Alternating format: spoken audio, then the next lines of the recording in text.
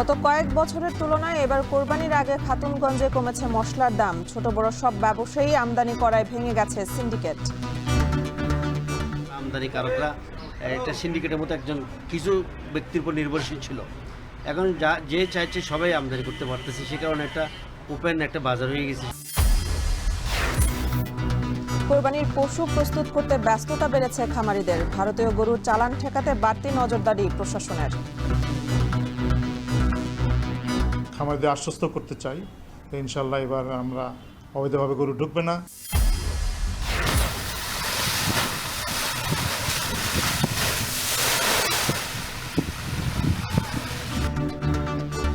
অসময়ে যমুনার ভাঙনে দিশেহারা জামালপুরের মানুষ। 1.5 মাসে বিলীন 6 কিলোমিটার এলাকা। 5 বছরে প্রায় 500 কোটি টাকা ব্যয়ের পরেও মেলেনি সুফল। আমার বয়সে কমপক্ষে 10 বার বাড়ি ভেঙেছে। ভাঙতে ভাঙতে এমন পর্যায়ে চলে গেছে এখন যে একটা ঘর যে উঠাবে এই টাকা পর্যন্ত নেই।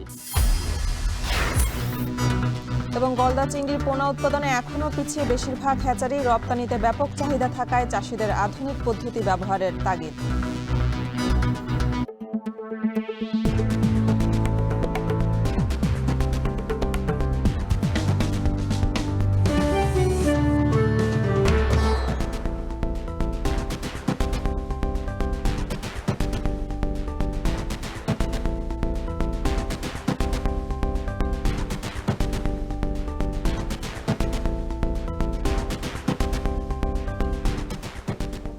স্বাগত। এখন জনপদে পুরো আয়োজন জুড়ে সঙ্গে আছে আমি মেহরিন অ্যানি। ক্ষুদ্র ও মাঝারি আমদানিকারকরা সুযোগ পাওয়ায় ভোগ্যপণ্যের বাজারে ভেঙে গেছে সিন্ডিকেটের দৌরাত্ম্য, যার সুফল মিলেছে দেশের বৃহত্তম পাইকারি বাজার খাতুনগঞ্জে। কোরবানির আগে গেল বছরগুলোতে পেঁয়াজ, রসুন, আদা সহ বিভিন্ন মশলার দাম বাড়লেও এবারের চিত্র ভিন্ন। ব্যবসায়ীরা বলছেন সবার আমদানির সুযোগ পাওয়া, আন্তর্জাতিক বাজারে পড়তি দাম ও পর্যাপ্ত সরবরাহের কারণে বাজারে স্বস্তি ফিরেছে, যার সুফল পাবেন ভোক্তারা। বিস্তারিত শোয়েব রহমানের প্রতিবেদনে। দেশে আদার চাহিদা বছরে প্রায় 3 লাখ টন, উৎপাদন হয় অর্ধেকেরও কম। ফলে প্রায় 55 থেকে 60% আদা আমদানি করতে হয়। এর মধ্যে ভারত আর চায়না থেকে বেশি আদা আসে বাংলাদেশে। আদা সবচেয়ে বেশি বিক্রি হয় কোরবানির ঈদের মৌসুমে। এবারও খাতুনগঞ্জে প্রতিটি আড়তেই মশলা জাতীয় এই পণ্যের পর্যাপ্ত মজুদ রয়েছে। আর বছর ঘুরতেই পাল্টে গেছে চিত্রও। গেল বছর কোরবানির ঈদের সময় চায়না আদা 250 থেকে 260 টাকায় বিক্রি হলেও এবার বিক্রি হচ্ছে 115 টাকায়, আর ভারতীয় আদা বিক্রি হচ্ছে মাত্র 70 টাকায়। আন্তর্জাতিক বাজার সাথে অনেক ডিফারেন্স আমাদের বাজার। আন্তর্জাতিক বাজার আপনার এই আদা হচ্ছে 140 টাকা পত্তা পাই, 40 থেকে 135 টাকা, আমরা বেচছি 115 টাকা। কোরবান উপলক্ষে মাল বেশি করে ফেলছে, সে কারণে লোকসান দিতে হচ্ছে, বাজার কম। মানে লাগবে যে আপনার এই 50 টন, চলে আসছে 100 টন। এটা ওভার হয়ে গেছে না, সে কারণে কম বেশি হচ্ছে। কাঁচামাল তার রাখা যাবে না। বছরে রসুনের চাহিদা প্রায় 6 লাখ টন। 1 বছরের ব্যবধানে এই পণ্যেও মিলছে অনেকটা স্বস্তি। গেল বছর কোরবানের মৌসুমে 200 টাকায় বিক্রি হওয়া চায়না রসুন এখন কিনতে পারছেন 115 টাকায়। আন্তর্জাতিক বাজারে রসুনের দাম পড়তির দিকে হওয়ায় বেকায়দায় আমদানিকারকরা। গত বছরের সাথে তুলনা করলে অর্ধেকে নেমেছে পেঁয়াজের দামও। গেল বছর যেখানে পেঁয়াজের দাম ছিল 70 থেকে 80 টাকা, এখন সেটি 42 থেকে 55 টাকা। আর চাহিদার প্রায় পুরোটাই পূরণ করছে দেশি পেঁয়াজ। ভারতীয় পেঁয়াজের দাম বেশি হওয়ায় দেশি পেঁয়াজেই এবার চাহিদা মিটবে বলছেন ব্যবসায়ীরা। 8-10 দিন পরে বেচা বিক্রির সময় থাকবে না, ওটা ওরা গরু এবং অন্যান্য আইটেম নিয়ে চলবে। এখান থেকে যারা বিভিন্ন ডিস্ট্রিক্টে মোকামে নিয়ে যাবে, এই সময় নিয়ে যাবে। তো এখন যখন হচ্ছে না, সামনে আর আশা করা যায় না। সামনে আরও মাল আসবে, অতিরিক্ত যারা ইনপুট করছে সব মাল আসবে। খাতুনগঞ্জের বাজারে অন্যান্য মশলাতেও কমেছে দাম। ভারতীয় মরিচে কেজি প্রতি 50 থেকে 60 টাকা, দেশি মরিচ কেজিতে প্রায় 50 টাকা কমেছে। হলুদ কমেছে কেজিতে 30 টাকা। আড়তদাররা বলছেন সিন্ডিকেট ভেঙে এখন ক্ষুদ্র মাঝারি ব্যবসায়ীরাও পণ্য আমদানির সুযোগ পাচ্ছেন। ফলে পর্যাপ্ত সরবরাহ থাকায় দামও কমেছে।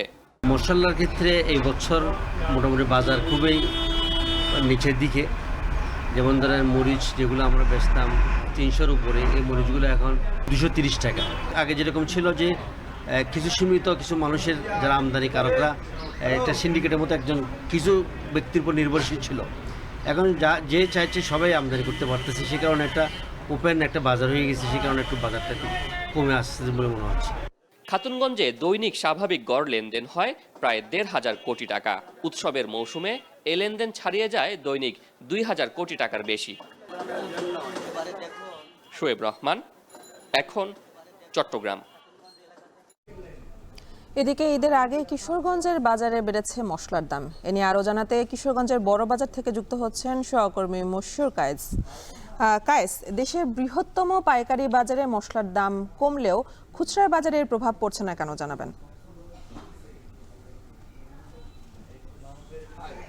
এনি খুচরা বাজারে আসলে প্রভাবটা না পড়ার বড় একটা কারণ হচ্ছে যে এখানকার খুচরা বিক্রেতারা যে বিষয়টি বলছে যে এখনো পর্যন্ত তারা কিন্তু সেই বৃহৎ বাজারের যে সুফলটি সেটি তারা কিন্তু এখনো পেতে শুরু করেনি। তারা বলছে যে এখনো পর্যন্ত আমদানি কম আছে এবং তারা কিন্তু কিছুটা বেশি দামে আসলে কিনতে হচ্ছে, যার ফলে কিন্তু আসলে গত সপ্তাহের তুলনায় প্রায় প্রতিটি মশলা জাতীয় যে পণ্য রয়েছে আমরা দেখেছি সেগুলো কিন্তু 50 থেকে 100 টাকা পর্যন্ত বাড়তি দামে তাদের বিক্রি করতে হচ্ছে। আমি যদি বলি যে ঈদের কিন্তু খানিকটা সময় এখনো বাকি রয়েছে, আসন্ন যে ঈদুল আজহা রয়েছে, এই ঈদুল আজহায় কিন্তু আসলে মশলা জাতীয় যে পণ্যগুলো রয়েছে সেগুলোর কিন্তু একটা ব্যাপক চাহিদা থাকে। আর এই চাহিদার কারণেই কিন্তু চাহিদার তুলনায় আসলে আমদানি অনেকটাই কম খুচরা বাজারগুলোতে। আমরা যে কয়েকটি বাজার ঘুরেছি সকাল থেকে, প্রতিটি ব্যবসায়ী আসলে সে কথাটি কিন্তু বলছে। আমি যদি একটু দামের তারতম্যের কথা বলি, যে গত সপ্তাহের তুলনায় এই সপ্তাহে কিন্তু আসলে যে 100 টাকা বেশি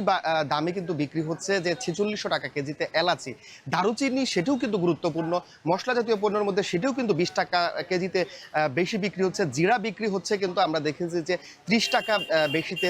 এছাড়াও সয়াবিন তেলের দামটা কিন্তু কিছুটা বেড়েছে। বোতলজাত যে পণ্যগুলো খুচরা পর্যায়ে আমরা দেখেছি 14 টাকা লিটার দাম বেড়েছে। এছাড়াও কিন্তু 5 টাকা বেশি, 5 থেকে 60 টাকা পর্যন্ত বেশি দামে বিক্রি হচ্ছে কিন্তু খোলা যে সয়াবিন তেল রয়েছে সেটি। এছাড়াও যদি বলি যে লবঙ্গ বিক্রি হচ্ছে 50 টাকা বাড়তি কেজিতে 1400 টাকায়। পেঁয়াজ বিক্রি হচ্ছে 5 টাকা কেজি বেশি।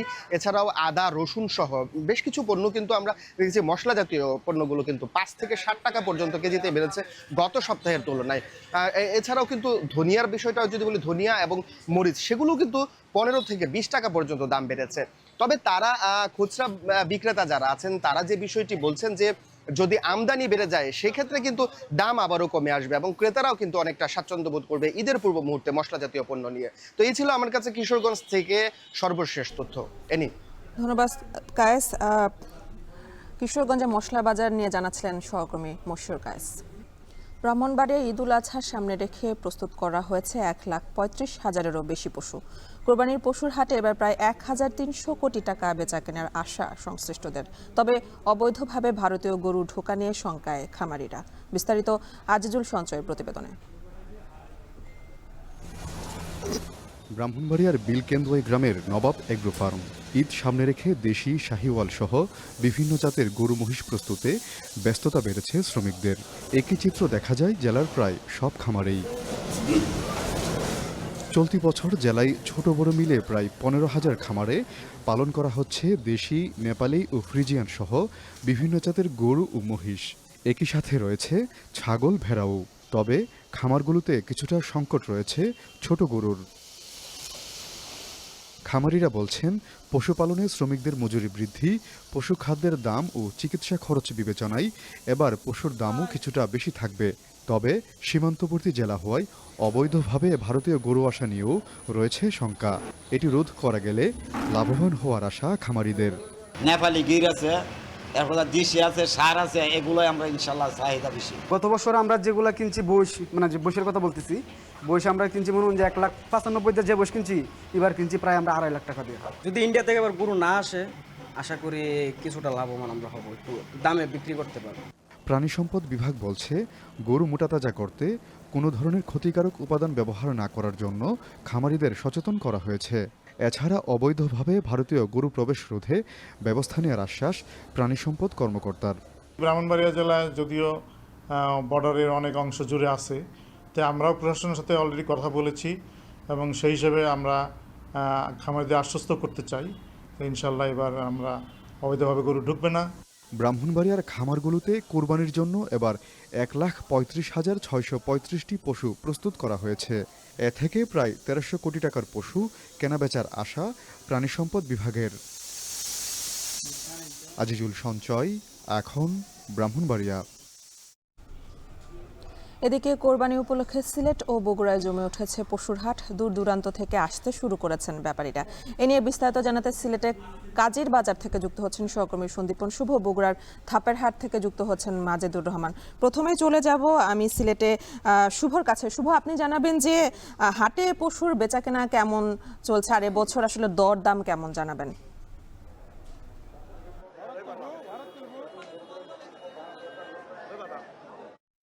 একমাত্র যে ঐতিহ্যবাহী যে পশুর হাট সেই কাজীর বাজারে রয়েছে, এবং কাজীর বাজারে কিন্তু আজকে পর্যন্ত এখন পর্যন্ত হাটটি পুরোপুরি জমে ওঠেনি। এবং এটির কারণ সম্পর্কে যদি বলতে চাই তাহলে বলতে হয় যে এখানে কিন্তু আমাদের সিলেটে বর্ষার মৌসুম শুরু হয়েছে, আগাম বৃষ্টিপাত হচ্ছে এবং প্রচুর বৃষ্টিপাতের কারণে কিন্তু অনেকেই যারা গরু কেনাবেচা কেনেন তারা কিন্তু আসলে স্থান সংকুলান না হয় অনেকেই কিন্তু গরুটি বা নিজেদের পছন্দ মতো পশু কিনতে পারছেন না।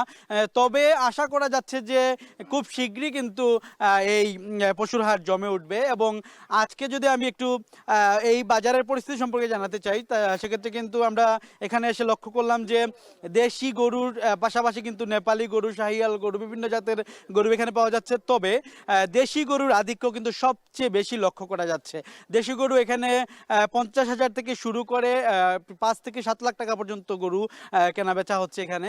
এবং আরেকটি বিষয় বিশেষ করে জানিয়ে রাখতে চাই, সিলেট জেলাতে যে 13টি উপজেলা রয়েছে সেই 13টি উপজেলা এবং 4টি পৌরসভা মিলিয়ে মোট 62টি হাটের কিন্তু অনুমোদন পাওয়া গেছে ইতোমধ্যে। এবং সিটি কর্পোরেশন সূত্রে আজকে তাৎক্ষণিক যে সংবাদ আমরা জানতে পেরেছি সেটি হচ্ছে যে 60টি অস্থায়ী হাটের অনুমোদন পাওয়া গেছে সিটি কর্পোরেশন এলাকায়। সেই হাটগুলো সিলেটের গুরুত্বপূর্ণ এলাকা শাহপরান, মেজরটিলা, টিলাগড় সহ কদমতলী, দক্ষিণ সুরমা সহ মাসিমপুর, কয়েদি মাঠ সহ মোট 60টি পয়েন্টে কিন্তু অস্থায়ী হাট বসবে, পশুর হাট। তবে সেটি ইজারার মাধ্যমে এটি নির্ধারিত হবে এবং 1 তারিখ থেকে সম্ভাব্য তারিখ রাখা হয়েছে, 1 তারিখ থেকে অস্থায়ী হাটগুলো চালু করা হবে। এবং স্থায়ী হাট বলতে কিন্তু এই হাটটি আমরা যে হাটে রয়েছি এখন সেই কাজীর বাজারে কিন্তু হাট বসেছে। এবং বাকি যে 62টি হাট রয়েছে সেই 62টি হাট কিন্তু সিলেট সদর উপজেলা সহ মোট 13টি উপজেলা এবং 4টি পৌরসভায় রয়েছে। তবে এখনো পর্যন্ত সর্বশেষ তথ্য হচ্ছে যে বাজার কিন্তু এখনো জমে ওঠেনি। শিগগিরই হয়তোবা আগামী সপ্তাহের মধ্যেই জমে উঠবে, যেহেতু আর মাত্র 15 দিন রয়েছে। আমরা আশা করছি যে হয়তোবা আগামী সপ্তাহের মধ্যেই কিন্তু বাজারটি জমে উঠবে। এই ছিল আমার কাছে সিলেটের পশুর হাট থেকে সবশেষ। তো এখন চলে যাব বগুড়ায় মাজেদের কাছে। মাজেদ, আপনি জানাবেন, এখনো তো কুরবানির ঈদের প্রায় 2 সপ্তাহ বাকি, তো কেমন দেখছেন ক্রেতাদের ভিড়? এছাড়া দরদাম নিয়ে ক্রেতা বিক্রেতারা কি বলছেন? হ্যাঁ আনি, এখানে কিন্তু প্রায় 15 দিন বাকি থাকলেও কিন্তু হাট বেশ জমজমাট। এবং গত 7 দিন আগ থেকে কিন্তু বগুড়ার যে হাট বাজারগুলো রয়েছে সেখানে কিন্তু প্রচুর পরিমাণে সরবরাহ হচ্ছে এবং এখানে কিন্তু পশু কেনা বেচাও বেশ ভালোই হচ্ছে। আর আজকে যে হাটটিতে আমি রয়েছি সেটি হলো ধাপের হাট। এটি ঐতিহ্যবাহী একটি বগুড়ার হাট। এই হাট থেকে কিন্তু সকাল থেকে প্রায় 10টা-11টা থেকে কিন্তু হাটটা জমে উঠেছে এবং প্রচুর পরিমাণে এখানে গরুর বেচা কেনা হয়ে থাকে। আর এখানকার গরু বিশেষ করে ঢাকা, চট্টগ্রাম সহ কুমিল্লা বিভিন্ন স্থানে কিন্তু এখানকার গরুগুলো যেয়ে থাকে। আর একটু তথ্য যদি আমি জানাতে চাই, এখানে প্রাণী সম্পদ অধিদপ্তরের যে তথ্য সেটি হলো এইবারে বগুড়াতে 7,46,000 কিন্তু পশু উৎপাদন করা হয়েছে যাতে কুরবানি উপলক্ষে, এবং এখানে পশুর প্রয়োজন হলো 7,09,000। এর মধ্যে অর্ধেক গরু রয়েছে আর অর্ধেকের মধ্যে সেটি হলো ছাগল এবং ভেড়া রয়েছে। এবং এই পশুগুলো কিন্তু এখান থেকে কিন্তু বিক্রি হচ্ছে বিভিন্ন স্থানে। আর এই পশুগুলো যে দরদাম, সে দরদাম কিন্তু গত বছরের তুলনায় কিন্তু খুব একটা বেশি দরদাম তেমনটি না। তবে আর কিছুদিন পরে হয়তো দরদামে আসল বিষয়টা জানা যাবে, সেখানে কম দামে বিক্রি হচ্ছে না বেশি দামে বিক্রি হচ্ছে সেটি জানা যাবে। তবে যদি আমি একটু বলি যে মাঝারি সাইজের যে গরু সেটি হলো 1,20,000-1,30,000 পর্যন্ত বিক্রি হচ্ছে এবং বড় জাতের যে গরুগুলো সেটি কিন্তু 1.5 লাখ থেকে 3 লাখ 5 লাখ পর্যন্ত বিক্রি হচ্ছে। আর যারা একটু কম দামে দামের যে গরুগুলো সেটা কিন্তু ৮০,০০০, ১,১০,২০ পর্যন্ত বিক্রি হচ্ছে কুরবানির জন্য। আর এইভাবে কিন্তু বেচা কিনা হচ্ছে। আর এখানে যে হাটের ইজারা, এই ইজারার বিষয়টা কিন্তু এখানে নির্ধারণ হয়ে থাকে, এখানে প্রশাসন থেকে ইজারা বিষয়টা নির্ধারণ করে থাকে। এখানে আজকের যে হাটটি, সেই হাটটিতে ইজারা ৭৫০ টাকা, যে পশু কিনবে তাকে ৭৫০ টাকা দিতে হবে এবং যে পশু বিক্রি করতে আসবে তাকে গুনতে হবে ১৫০ টাকা। এভাবে কিন্তু হাটের যে ইজারা সেভাবে নির্ধারণ হয়ে থাকে এবং সেইভাবে কিন্তু তারা ইজারাদার ইজারা নিয়ে থাকেন। আর এই হাটটি প্রতি বৃহস্পতিবার এবং রবিবার পর্যন্ত এই হাটটি হয় এবং এইভাবে বগুড়াতে প্রায় ৮০টি হাট রয়েছে, পশুর হাট রয়েছে কুরবানি। সে হাটে কিন্তু বেচাকেনা হবে এবং আরও ১৫ দিন কিন্তু এখানে বেচাকেনা হবে। তো এই ছিল অ্যানি আমার কাছে বগুড়ার যে হাট বাজারে পশুর দরদাম নিয়ে সর্বশেষ এবং কুরবানি বাজার নিয়ে। ধন্যবাদ মাজেদ আপনাকে। কোরবানি উপলক্ষে জমে উঠেছে পশুর হাট বাজার, সে খবরই জানাচ্ছিলেন সহকর্মীরা। এনবিআর এর কর্মকর্তাদের লাগাতার কর্মবিরতিতে স্থবির খালাস কার্যক্রম। বন্দরেও বাড়ছে পণ্যের স্তূপ। তবে চট্টগ্রামে কাজে যোগ দিয়েছেন এনবিআর কর্মকর্তারা। এ নিয়ে জানাতে শুরুতেই চট্টগ্রাম কাস্টমস থেকে যুক্ত হচ্ছেন হোসাইন জিহাদ ও হিলি স্থলে বন্দর থেকে যুক্ত হচ্ছেন সোহেল রানা। প্রথমে চলে যাব চট্টগ্রামে জিয়াদের কাছে। জিয়াদ, আপনি জানাবেন কখন নাগাদ কর্মকর্তারা কাজে যোগ দিয়েছেন, এ নিয়ে বিস্তারিত জানাবেন। এনি মূলত আজ সকাল থেকে, বিশেষ করে সকাল 10টার পর থেকেই কর্মচারীরা কাজে যোগ দিয়েছেন। দেশের সবচেয়ে বড় যে শুল্ক স্টেশন চট্টগ্রাম কাস্টম হাউস, এখানে প্রায় প্রতিদিন চট্টগ্রাম বন্দর থেকে অন্তত ৪,০০০ টিউস কন্টেইনার পণ্য খালাস হয় এবং প্রায় ৩ থেকে ৪,০০০ টিউস কন্টেইনার রপ্তানি হয়। তো বলা হয়েছে প্রতিদিন অন্তত ২০০ কোটি টাকারও বেশি শুল্ক আদায় হয় গড়ে এই কাস্টম হাউস থেকে। মূলত চট্টগ্রাম বন্দরে যে পণ্য আসে সেই পণ্যটি খালাস করতে হলে এখানেই শুল্ক দিয়ে নিয়ে যেতে হয়। তো আজকে আমরা সকাল থেকে দেখছি যে কর্মচারীরা এসেছেন এবং সবগুলো টেবিলে বেশ জমজমাট এবং প্রাণচাঞ্চল্য, আগের যে প্রাণচাঞ্চল্য সেটি ফিরে এসেছে। আমরা কথা বলেছিলাম যে কর্মসূচির মধ্যে তারা কেন যোগ দিয়েছেন। তারা বলছিলেন যে ঢাকায় যে ঐক্য পরিষদ, তারা সকালবেলা একটি তাদেরকে মোবাইলে বার্তা পাঠিয়েছেন যে সকাল আজকে স্মারকলিপি প্রদান করবেন তারা ঢাকায় প্রধান উপদেষ্টা বরাবরে।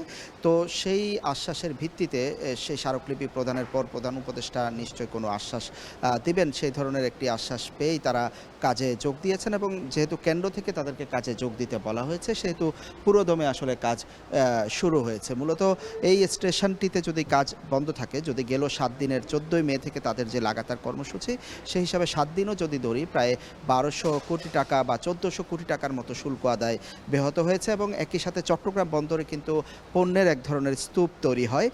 তবে এরই মধ্যে আমরা দেখেছি যে চট্টগ্রাম বন্দরে প্রায় ৪৩,০০০ টিউস কন্টেইনার জমা পড়েছে, যেখানে ৪০,০০০ টিউসের বেশি হলে বন্দরের যে স্বাভাবিক অপারেশনাল কার্যক্রম সেটি বিঘ্নিত হওয়ার সম্ভাবনার কথা কর্মকর্তারা বলেন। সেই জায়গায় ৪৩,০০০ টিউস। তবে গতকালের যে তথ্য আমরা দেখেছি, প্রায় ৪,০০০ টিউস আমদানি পণ্য খালাস হয়েছে। তো এখানে যারা সিএনএফ এজেন্ট আছেন তারা বলছিলেন যে এই কর্মবিরতির ফাঁকে ফাঁকে কিন্তু কর্মকর্তারা গতকালও বেশ কিছুক্ষণ সময় ধরে কাজ করেছেন এবং প্রয়োজনীয় যেই ভোগ্য পণ্যগুলো রয়েছে বা অন্যান্য পণ্যগুলো রয়েছে সেগুলোর খালাস কার্যক্রম যাতে স্বাভাবিক থাকে, কর্মসূচির ফাঁকে ফাঁকে সেটি তারা সচেষ্ট ছিলেন। তবে আজকে সকাল থেকে একেবারে এই পুরোদমে আসলে কাজ শুরু হয়েছে এবং শুল্ক আদায়ের যে প্রক্রিয়া, সেই প্রক্রিয়াগুলো চলছে। যেহেতু গেল কয়েকদিনের আসলে কর্মবিরতি ছিল, সেই দিক থেকে আজকে মূলত যেহেতু অনেকদিন পর কাজ শুরু হয়েছে, কাজের যে চাপ সেটি তুলনামূলক অন্য দিনের চাইতে বেশি। এবং কাস্টমস কর্মচারী থেকে সিএনএফ এজেন্ট, আমদানিকারক সবাই আসলে অনেকটা খুশি আসলে তারা যেহেতু কাজ শুরু করতে পেরেছেন এবং তারা আশা করছেন যে উপদেষ্টার কাছে স্মারকলিপি প্রদানের মধ্য দিয়ে হয়তো এই সমস্যাটির এক ধরনের সমাধান হবে। এবার চলে যাব হিলি স্থলবন্দরে, যেখানে আছেন সহকর্মী রানা। রানা, আপনি জানাবেন এই যে এই কর্মসূচির কারণে আমদানি রপ্তানি বাণিজ্যে কতটা ক্ষতি হচ্ছে, এছাড়া এ নিয়ে ব্যবসায়ীদের প্রতিক্রিয়া কেমন দেখছেন জানাবেন।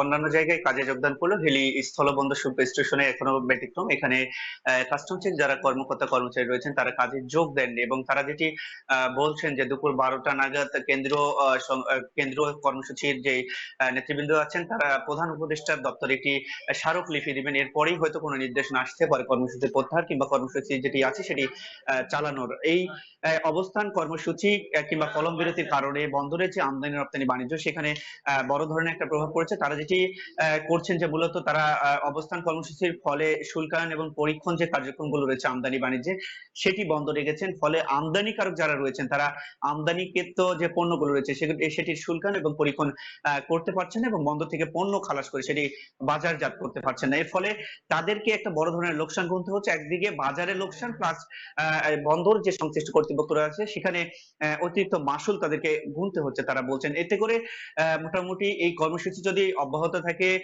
বিকেল পর্যন্ত গড়ে, সেক্ষেত্রে হয়তো 5 থেকে প্রায় 10 কোটি টাকার মতো ব্যবসা বাণিজ্যে একটা ক্ষতি হতে পারে এবং সরকার যে রাজস্ব সেটিও আয় থেকে বঞ্চিত হবে। এবং আমি কাস্টমস কর্মকর্তাদের সাথে কথা বলেছিলাম, তারা যেটি বলছেন যে মূলত এই কর্মসূচির আওতায় আমদানি বাণিজ্যের শুল্কায়ন পরীক্ষণ বন্ধ থাকলেও রপ্তানির ক্ষেত্রে কিন্তু সেটি আওতা মুক্ত রয়েছে এবং পাসপোর্ট যাত্রী পারাপার সেই কার্যক্রম কিন্তু স্বাভাবিক রয়েছে। তারা বলছেন যদি এই দাবিগুলো মেনে নেওয়া না হয় তাহলে হয়তো আগামী সোমবার থেকে রপ্তানি ক্ষেত্রেও একটা বড় ধরনের প্রভাব পড়তে পারে। তারা রপ্তানির যে কার্যক্রম সেখানেও কাজ না করার একটা ঘোষণা দিতে পারেন। তো সব মিলিয়ে বলা চলে তাদের যে কার্যক্রম স্থগিতের কারণে আমদানি বাণিজ্যে একটা বড় ধরনের প্রভাব পড়েছে।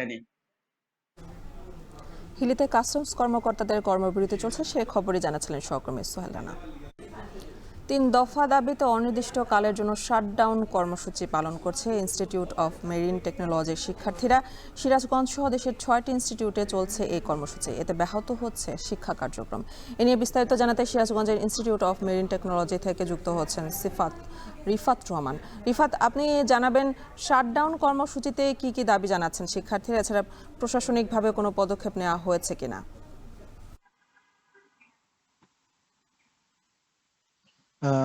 আপনি যেটি আসলে বলছিলেন যে 3 দফা দাবিতে সিরাজগঞ্জের যে ইনস্টিটিউট অফ মেরিন টেকনোলজি রয়েছে তারা কিন্তু অনির্দিষ্টকালের এই শাটডাউন কর্মসূচি পালন করছেন। তাদের আসলে মূল যে আন্দোলনটি সেটি কিন্তু এই মাসের 12 তারিখ থেকে আসলে আন্দোলনটি শুরু হয়েছে এবং 19 তারিখ থেকে কিন্তু তারা এই শাটডাউন কর্মসূচিটি হাতে নেয় এবং 19 তারিখ থেকে এই শাটডাউন কর্মসূচির কারণে এই ইনস্টিটিউটের কিন্তু শিক্ষা কার্যক্রম বন্ধ রয়েছে, পাশাপাশি যে প্রশাসনিক কার্যক্রম সেটিও কিন্তু বন্ধ রয়েছে। এতে করে এই যে প্রতিষ্ঠানটি এর কিন্তু শিক্ষা কার্যক্রম অনেকটাই ব্যাহত হচ্ছে। তারা আসলে যে দাবি দেওয়াটি আসলে করছেন তার মধ্যে যদি বলি যে মেরিন ও শিপ বিল্ডিং যারা একাডেমির যারা শিক্ষার্থীরা রয়েছেন ডিপ্লোমাধারী, তাদের আসলে সমুদ্রগামী জাহাজে যোগদানের ক্ষেত্রে 6 মাসের প্রিসি ট্রেনিং এর মাধ্যমে অফিসার ক্যাডেট হিসাবে যোগদানের সুযোগ তৈরি করা, পাশাপাশি যারা আপনার বিভিন্ন মন্ত্রণালয়ের যে সেক্টরগুলো রয়েছে মেশিন এবং ইঞ্জিনিয়ারিং যে সেক্টর রয়েছে সেই সেক্টরগুলোতে তারা উপসহকারী প্রকৌশলী হিসাবে যোগদানের যে বিধান সেটি তারা চালুর দাবি জানাচ্ছেন। পাশাপাশি তাদের যে প্রশিক্ষণগুলো হয় সেই প্রশিক্ষণের যে মানগুলো রয়েছে সেগুলো উন্নয়নের জন্য কিন্তু তারা দাবি দেওয়া জানিয়ে আসছেন। আসলে মূলত এই যে শিক্ষার্থীরা রয়েছেন তারা এখানে যে পড়াশোনা করছেন 2009 সালের পর থেকে কিন্তু এই প্রতিষ্ঠানে সিডিসি কোর্সটি কিন্তু তারা বন্ধ রয়েছে, যে কারণে এই যারা এখান থেকে শিক্ষার্থীরা আসলে পাশ করে বের হবেন তারা বলছেন যে তারা কিন্তু বেকারত্ব জীবনযাপন করবেন বলছেন আমাদেরকে। তবে তারা যেটি আসলে দাবি করছেন যে 2009 সালের পর থেকে তারা যে দাবিটা আসলে আন্দোলন করছেন দাবিতে, সেই দাবি মেনে নেওয়ার জন্য প্রশাসনের পক্ষ থেকে বিভিন্নভাবে যোগাযোগ করা হয়, বিভিন্ন উদ্যোগ নেওয়া হয়, কিন্তু আসলে এখন পর্যন্ত দাবি দেওয়া আদায় করা হয়নি। পাশাপাশি এই দাবি আদায় না হলে তারা বৃহত্তর কর্মসূচির ঘোষণা দিবেন। তো এই ছিল আমার কাছে সিরাজগঞ্জের এই মেরিন একাডেমি থেকে সবশেষ। 3 দফা দাবিতে সিরাজগঞ্জে শাটডাউন কর্মসূচি পালন করছে শিক্ষার্থীরা, সে খবরে জানাচ্ছিলেন রিফাত রহমান। এ নিয়ে এখন সেখানে একটি ব্রিফ করছে আইনজীবীরা, সেখানে চলে যাব সরাসরি। 2 দিন হিয়ারিংয়ের পরে আজকে মহামান্য সুপ্রিম কোর্টের হাইকোর্ট ডিভিশন রায় দিয়েছে। সেই রায়ে তাদের আবেদন রিট পিটিশনটা সামারিলি খারিজ করে দিয়েছে এবং আদেশে মহামান্য হাইকোর্ট ডিভিশন বলেছে এই মামলাটা এসেছে ট্রাইব্যুনাল থেকে, কেউ যদি ক্ষতিগ্রস্ত হয়ে থাকে, যদি সে আপিলের ট্রাইব্যুনাল আছে সেখানে যেতে পারে এবং সে ওইটা চ্যালেঞ্জ কেউ করে নাই। আর আইন অনুযায়ী নির্বাচন কমিশন শপথ নিয়েছে এবং আইন উল্লেখ করেছে, নির্বাচন গ্যাজেট করেছে, গ্যাজেট 30 শপথ হবে ল। এটা চ্যালেঞ্জ করতে হলে ট্রাইব্যুনালে যেতে হবে, যেহেতু পিটিশন কোর্ট ট্রাইব্যুনালে যাননি। আর দ্বিতীয় যে উনার মামলা করার অধিকার নিয়ে অনেক বড় অবজারভেশন দিয়েছে। জনস্বার্থে যে করলে মামলা করতে পারে, তবে সে মামলার ধরন ভিন্ন। পরিবেশ নিয়ে মামলা করে, মানবাধিকার নিয়ে মামলা করতে পারে, মৌলিক অধিকার নিয়ে মামলা করতে পারে, জনস্বার্থের মামলা। এখানে জনস্বার্থের কিছু নাই, এবং উনি দেখাতে পারেন না যে উনি সমাজসেবা করেন, সমাজ সেবক হিসেবে বা ঢাকা সিটি কর্পোরেশনের ভোটার হিসাবে যে ওনার কোনো ক্ষতিগ্রস্ত হয়েছে, ক্ষতিগ্রস্ত ব্যক্তি হিসেবে নিজেকে উনি কিন্তু প্রমাণ করতে পারেননি আদালতের নিকট। আর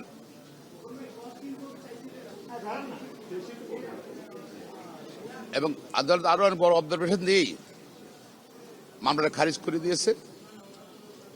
ফলে ইশাকের শপথ নেওয়ার আর কোনো বাধা রইল না। তো আগামী 26 তারিখের মধ্যে শপথ নিতে হবে। শপথ যদি না দেওয়া হয়, যেহেতু ট্রাইব্যুনাল একটি আদালত, হাই কোর্ট অব দ্য কান্ট্রিতে চেষ্টা করছিল একটা মহল শপথকে বন্ধ করার জন্য, সেটা ব্যর্থ হয়েছে। আর যদি শপথ না দেওয়া হয়, সেটা আদালত অবমাননা হবে। যারা সংশ্লিষ্ট, যাদের নলেজ আছে, মন্ত্রণালয় সম্পর্কিত সবাই আদালত অবমাননা হবে। এবং আমরা কিন্তু আইনজীবীরা এর মধ্যে আলোচনা করে নিয়েছি, নেক্সট স্টেপ কিন্তু কন্টেম্পট অফ কোর্ট হবে। আমরা আশা করছি সরকার আইনের শাসনে বিশ্বাস করবে, রায়ের প্রতি আস্থা রাখবে। ট্রাইব্যুনাল এবং হাইকোর্ট ডিভিশনের আজকের রায়ের প্রতি আস্থা রেখে আগামী 24 ঘন্টার ভিতর তার শপথের ব্যবস্থা গ্রহণ করবেন। লোকাল বলছে তার কোনো লোকসেন নেই, সে তো লোক আসছে লয়ার মামলা করতে পারে। তবে এইসব মামলা না যেখানে কন্টেস্টিং পার্টিস, আইনে বলা আছে কারা কারা এই মামলায় পার্টি হবে। এটা সিভিল কেসে কিন্তু আপনি অনেকগুলো পার্টি করতে পারেন, কিন্তু এখানে কিন্তু শুধু প্রতিদ্বন্দ্বী প্রার্থীরা পার্টি হবে, আর কেউ পার্টি হবে না। আর সুতরাং প্রতিদ্বন্দ্বী প্রার্থী, সে প্রতিদ্বন্দ্বী প্রার্থী নয়, সে আপিলও করে নাই, তো তার লোকাশ্রী রেখে এখানের মধ্যে সেটাই। আর নির্বাচন কমিশনের ভূমিকা সম্বন্ধে, নির্বাচন কমিশন কিন্তু কিছু করণীয় নাই।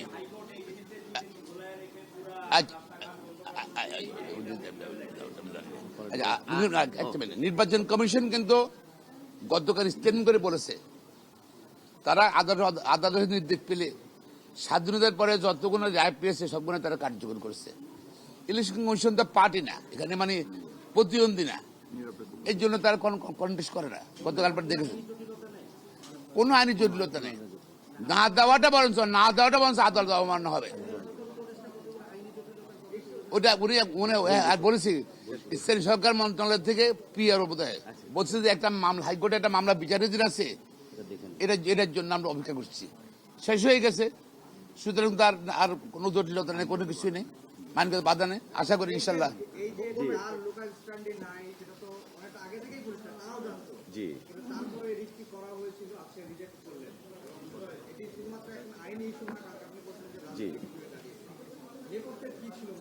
না, এইটা আসলে দেখুন, আমরা প্রথমে যেটা বলি যে in the name of PIL, অর্থাৎ পিআইএল এর নামে এটা private or party interest litigation. It's not PIL, not public interest litigation, it is either private or party interest litigation. তো party interest, political interest litigation. তো এটার মিনিংটা নিশ্চয়ই আপনারা বুঝতে পারছেন। আমরা যদি গত কয়েকদিনের ধারাবাহিকতা দেখি, এই স্থানীয় সরকার মন্ত্রণালয়ের উপদেষ্টা লয়ার নোটিশ ইস্যু করা হয়েছে, কোর্টে মামলা পেন্ডিং, যে কারণে শপথ নিতে দিচ্ছেন না। তো আজকে এটা প্রমাণিত হয়েছে যে আইনি প্রক্রিয়ায় ইশরাক সাহেবকে মেয়র হিসাবে শপথ নিতে এই সংশ্লিষ্ট মন্ত্রণালয়ের আর কোনো বাধা থাকলো না। যদি তারা আজকের পরে শপথ নিতে বাধা প্রদান করে, আদালত অবমাননার শামিল হবে। এবং সুপ্রিম কোর্টের আইনজীবীরা অত্যন্ত তীক্ষ্ণভাবে দেখবে উপদেষ্টা যিনি আছেন তাকে কিন্তু কোনো রাজনৈতিক দলের প্রতিনিধি না তিনি সেখানে, বাট দেশের মানুষ তার কার্যক্রমে কিন্তু বিশ্বাস করতে শুরু করেছে কোনো একটা পার্টির পারপাস সার্ভ করার জন্য তিনি কাজ করছেন। দেশের মানুষ সেইটাও বুঝতেছে যে কোনো গোষ্ঠী পার্টি পলিটিক্যাল পার্টির পারপাসটা সার্ভ করছেন। আমরা আহ্বান জানাবো এই দেশের বর্তমান অবস্থার প্রেক্ষিতে আইনের শাসন প্রতিষ্ঠার লক্ষ্যে সর্বোচ্চ আদালত যে নির্দেশনা দিয়েছেন সেই নির্দেশনার আলোকে যেন মন্ত্রণালয় কার্যকরী পদক্ষেপ অনতিবিলম্বে নেন। যদি না নেন, জি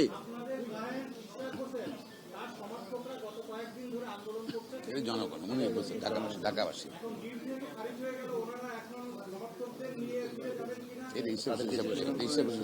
দেখুন, আমরা এখানে আইনজীবী হিসাবে ছিলাম as officer of the court. As officer of the court আমরা প্রপার অ্যাডজুডিকেশনের জন্য আমরা এখানে আইনজীবী হিসেবে ছিলাম। আর রাস্তার মধ্যে যে রেফারেন্সটা দিয়েছেন নিশ্চয়ই সেটা আপনাদের প্রপার ফোরাম আছে, সেখানে এই বিষয়ে কথা বলবেন। আমরা এজ এ লয়ার একটা বিষয় দেখলাম যে আপনারা কোর্ট প্রথমে একটা উদ্বেগ প্রকাশ করেছে, কে একজন স্ল্যাং ইউজ করেছে, কোর্ট সতর্ক করেছেন, কি বলতে চেয়েছেন কোর্ট? না, এইটা দেখেন, যখন আদালত থাকে আদালতের অবজারভেশন সবসময় আমরা ফলো করি এবং বারের প্রেসিডেন্ট হিসাবে প্রেসিডেন্ট সাহেবকে ডেকে একটা দুইটা কথা বলেছেন এবং প্রেসিডেন্ট সাহেব বলেছেন তার উত্তরে, এবং আমরা আবার এটাও বলেছি যে অলওয়েজ বার এবং বেঞ্চ আমরা শোল্ডার টু শোল্ডার কাজ করি, যেটা ইতিপূর্বে প্রমাণিত হয়েছে। অতএব এই বিষয়টা এখানে না আনাটাই শ্রেয়। মাননীয় আদালত এবং আইনজীবীদের মধ্যে সীমাবদ্ধ, not for public consumption. Thank you. আজকের আদেশ তো সামারলি রিজেক্ট করেছে, তার মানে দাঁড়ালো ইশরাক হোসেনকে মেয়র হিসাবে শপথ নেওয়ার জন্য আর কোনো বাধা থাকলো না। এবং আমরা মনে করি যে উপদেষ্টা আছেন যিনি হয়তো বা কোনো রাজনৈতিক মোটিভ নিয়ে এই বিষয়টাকে ঘোরাচ্ছিলেন, তিনিও এখন অন্তত আজকের এই রিজেকশনের পরে আইনের প্রতি শ্রদ্ধাশীল থেকে নির্দিষ্ট ডেটের মধ্যে শপথ গ্রহণের ব্যবস্থা করবেন। ধন্যবাদ সকল। লাস্ট কথা বলতে চাই, কেউ কিন্তু আইনের ঊর্ধ্বে না। শুধু মোহাম্মদ রাষ্ট্রপতি তার কার্যকালীন সময়ের জন্য উনি প্রিভিলেজ, এবং কোনো উপদেষ্টা বলেন সচিব বলেন সবাই কিন্তু within the law they have to work framework of law. হ্যাঁ, সো আপনার যদি শপথ যদি তারা আবার গড়িমসি করে, সো আমাদের ক্লায়েন্টের অর্থাৎ ইশরাক হোসেনের ইনস্ট্রাকশন আছে two file contempt of court against them, to bring them before the highest court of the country and for compliance, এবং তার শপথ দিতে বাধ্য, শপথ দিতে এখন বাধ্য তারা আইনগত হবে। Thank you. কথা বলছিলেন ইশরাক হোসেনের আইনজীবী ব্যারিস্টার মাহবুবউদ্দিন খোকন। জামালপুরের দেওয়ানগঞ্জ ও মাদারগঞ্জে যমুনা নদীর বাম তীরে ভয়াবহ ভাঙন দেখা দিয়েছে। অসময়ের ভাঙনে বিপর্যস্ত হয়ে পড়েছে নদী পাড়ের হাজারো মানুষের জীবন।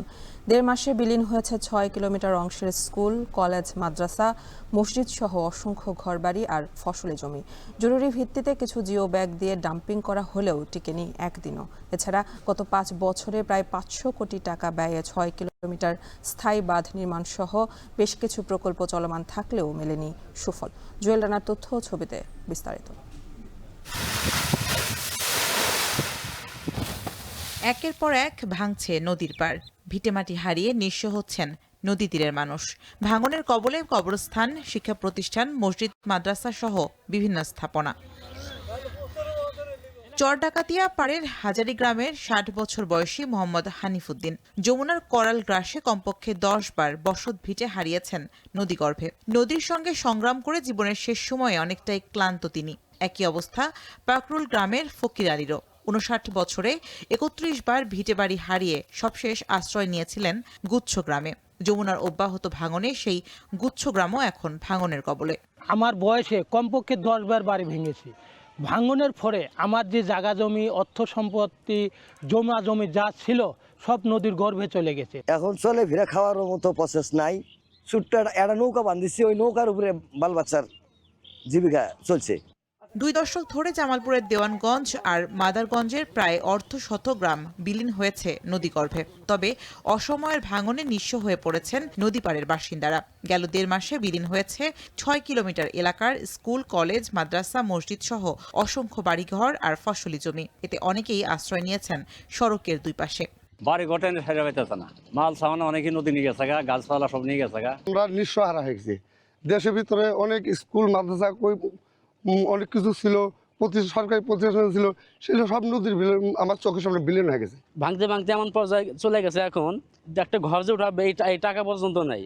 বর্তমানে তীব্র ভাঙনের মুখে 4 ডাকাতিয়া পাড়া হাজারি গ্রামের একমাত্র শিক্ষা প্রতিষ্ঠান। আর মাত্র 10 থেকে 15 মিটার ভাঙলেই নদীগর্ভে বিলীন হবে প্রাথমিক বিদ্যালয়টি। ভাঙন আতঙ্কে শিক্ষার্থী উপস্থিতি নেমে এসেছে শূন্যের কোঠায়। এছাড়া ভাঙনের মুখে চলাচলের রাস্তা, কমিউনিটি ক্লিনিক সহ জনগুরুত্বপূর্ণ স্থাপনা। স্থানীয়দের অভিযোগ, তীব্র ভাঙনে 15 দিন আগে জরুরি ভিত্তিতে কিছু জিও ব্যাগ দিয়ে ডাম্পিং করা হলেও টেকেনি একদিনও।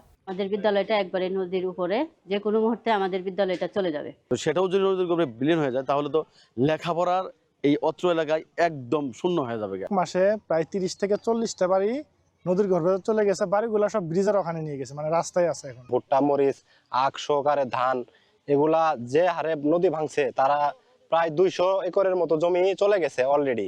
পানি উন্নয়ন বোর্ড বলছে, যমুনা নদীর ভাঙন রোধে গেল 5 বছর ধরে চলছে প্রকল্পের কাজ। 460 কোটি টাকা ব্যয়ে মাদারগঞ্জের 6 কিলোমিটার এলাকা জুড়ে স্থায়ী বাঁধ নির্মাণ করা হয়েছে। এছাড়া মাদারগঞ্জ, দেওয়ানগঞ্জ, ইসলামপুর, সরিষাবাড়ি ও বকশীগঞ্জ উপজেলায় চলছে 21 কিলোমিটার স্থায়ী বাঁধ নির্মাণ কাজ। তবে 23 কিলোমিটার জুড়ে এখনো কোনো প্রকল্প না থাকায় ভাঙন ঠেকাতে বেগ পেতে হচ্ছে।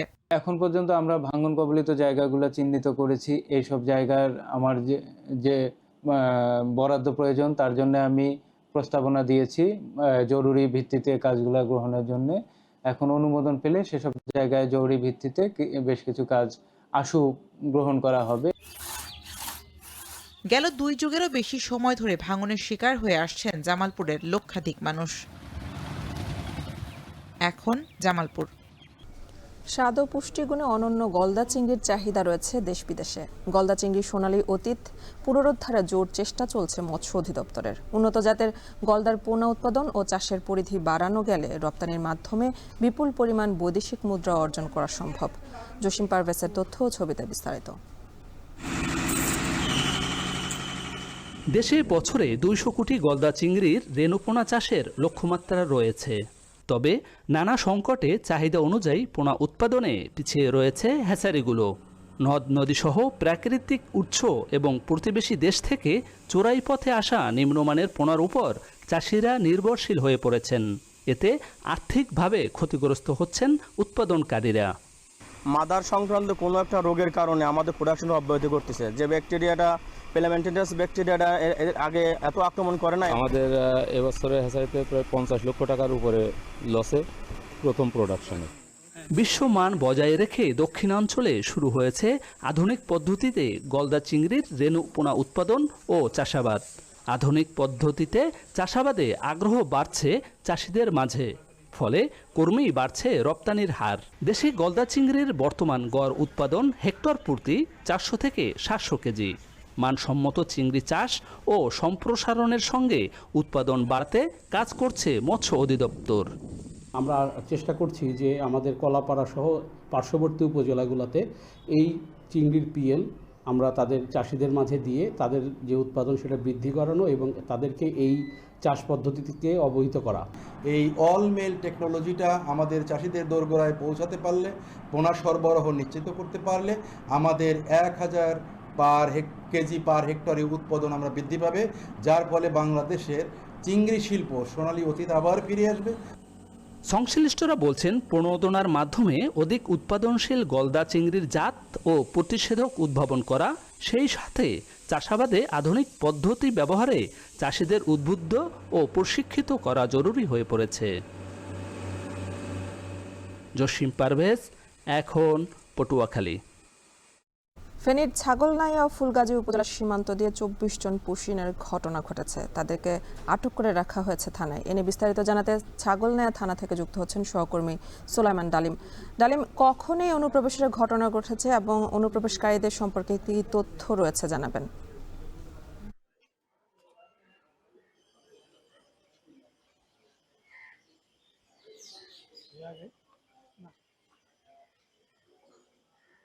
আমরা এখন আছি ফেনীর ছাগলনাইয়া উপজেলায়। এখানে মোট 12 জন যাদেরকে পুশিন করে বাংলাদেশ সীমান্তে ঢোকানো হয়েছে, এই 12 জনকে এখানে রাখা হয়েছে। আর যে 12 জন তাদেরকে রাখা হয়েছে ফুলগাজী থানায়। আমরা কথা বলেছি ফেনীর ছাগলনাইয়া থানার ওসি নজরুল ইসলামের সাথে এবং বিজিবির যে কমান্ডার রয়েছেন লেফটেন্যান্ট কর্নেল মোশাররফ, তার সাথে তিনি আমাদেরকে যেমনটি জানিয়েছেন যে গতকাল রাত প্রায় 4টার দিকে ফেনীর ছাগলনাইয়ার মটুয়া, যেটি যশপুর বিওপির আন্ডারে রয়েছে, এবং ফুলগাজীর খেজুরিয়া সীমান্তে 12 জন এবং আর 12 জন, মোট 24 জনকে পুশিন করা হয়েছে। বিজিবি আমাদেরকে যেমনটি জানিয়েছেন যে এই যে যাদেরকে পুশিন করা হয়েছে তাদের মধ্যে রয়েছে মোট 10 জন মুসলমান এবং বাকিরা হিন্দু। তাদেরকে ভারতের হরিয়ানা, গুজরাট সহ বিভিন্ন স্থান থেকে বিমান যোগে মূলত তাদেরকে আগরতলা আনা হয়। তাদের যে বিমান, এই বিমানে মোট 140 জন ছিল, যাদেরকে বাংলাদেশের বিভিন্ন সীমান্ত দিয়ে পুশিন করার পরিকল্পনা বিএসএফ এর রয়েছে। এর মধ্যে 24 জনকে এই সীমান্তে পুশিন করা হয়েছে। বিজিবি আমাদেরকে যেমনটি জানিয়েছেন যে যাদেরকে পুশিন করা হয়েছে এই 24 জনের মধ্যে সবারই বাড়ি হচ্ছে যে বাংলাদেশের কুড়িগ্রামে, এবং তারা কিন্তু বিভিন্ন সময় বাংলাদেশ থেকে গিয়েছে এবং তাদের বসবাস গত 15 বছরের বেশি সময় ধরে তারা ভারতে বসবাস করছে। এখন ফেনী ছাগলনাইয়ার যে ওসি আমাদেরকে যেমনটি জানিয়েছেন যে তাদের বিষয়ে ব্যবস্থা গ্রহণ করার জন্য প্রশাসনকে জানানো হয়েছে এবং প্রশাসন ব্যবস্থা গ্রহণ করছে। এই ছিল ফেনীর ছাগলনাইয়া থেকে আমাদের কাছে পুশিনের খবরের সর্বশেষ। ফেনী থেকে যুক্ত ছিলেন সহকর্মী সোলাইমান ডালিম। শেষ করছে এখন জনপদে। এখন টেলিভিশন ওয়েবসাইটে দেখতে ভিজিট করুন www.ekhon.tv। এছাড়া ফেসবুকে দেখতে ভিজিট করুন facebook.com/tv.ekhon এবং ইউটিউবে দেখতে ভিজিট করুন youtube.com/c/ekhon।